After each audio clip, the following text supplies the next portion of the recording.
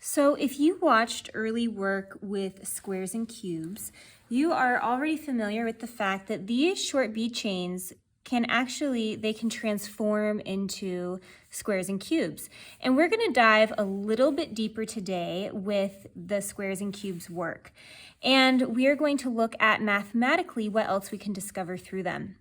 So if I look at the short bead chain of 4, in the video where we were looking at early work with these short bead chains, we saw that if we moved our chain back and forth,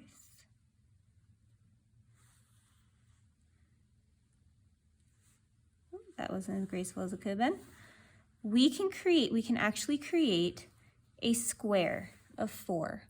And the square of 4 could then be replaced with a fixed square of 4. And a fixed square just means that it's not going to come apart. It's already made into a square for us, right? So this short bead chain of 4, if we were to, I'm going to expand it out again. If we look at it, we have 1, 2, 3, 4 sets of 4, right? And once again, if I move it together, I end up getting a beautiful square of 4. And I'm going to replace that one with our fixed square of 4 because it's a little bit easier to work with. So here's our fixed square of 4. And like we just said, there were 4 sets of 4. I'm going to look at this by labeling my sides of my square. I have 1, 2, 3, 4 squares along my bottom.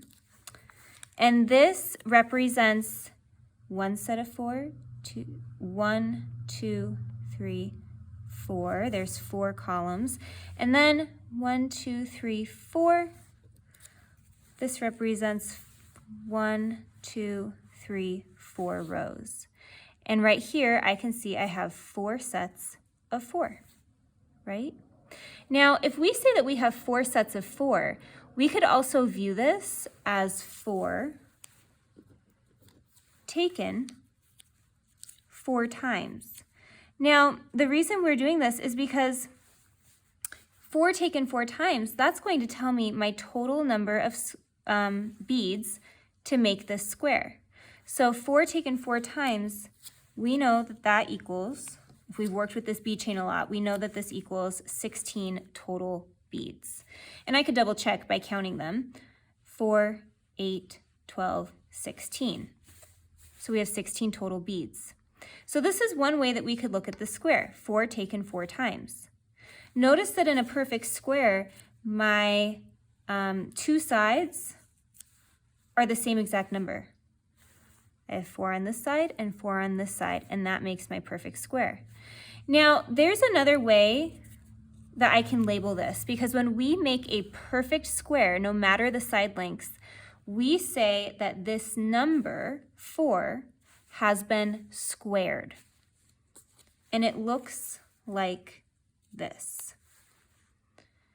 So when we put a 2, this is called an exponent, and this exponent doesn't mean 4 taken twice, because 4 taken twice, that would only be half of my square, right? That would be 8 beads, and that's not what we have.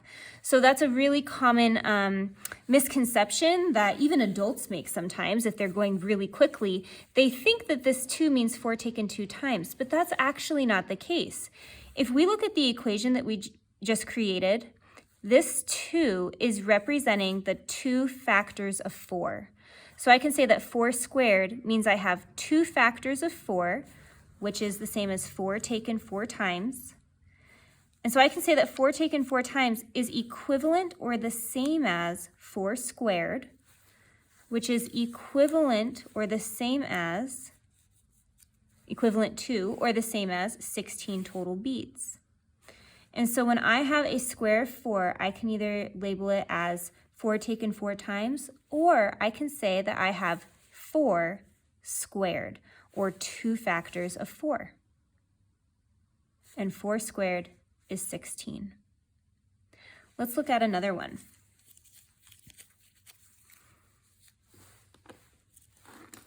Let's look at our short bead chain of 6. Now, I see right here I have 1, 2, 3, 4, 5, 6 sets of 6. And if I move my bead chain and fold it in on itself, these 6 sets of 6 should make a perfect square.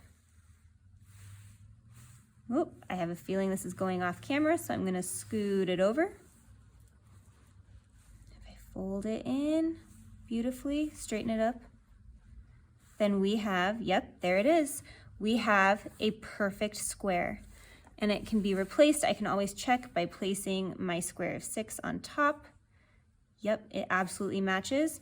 And so I have a square of 6. Now, I know it's a perfect square because I know that both sides measure 6 beads across and 6 beads down. 1, 2, 3, 4, 5, 6. 6 beads down across. 1, 2, 3, 4, 5, 6, 6 beads down. So I can say that this square is 6 by 6. Now, if I wanted to figure out the total number of beads in my square of 6, I could do 6 taken 6 times, because I know based on my short bead chain that I had 6 sets of 6. And 6 times 6 is equivalent to or the same as 36.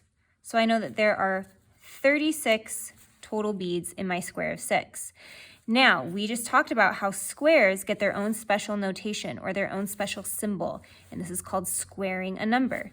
So I could say that this is 6 squared, and this 2 represents that I have 2 factors of 6, or 6 times 6. So I can say that 6 taken 6 times is the same as 6 squared, which is the same as or equivalent to 36.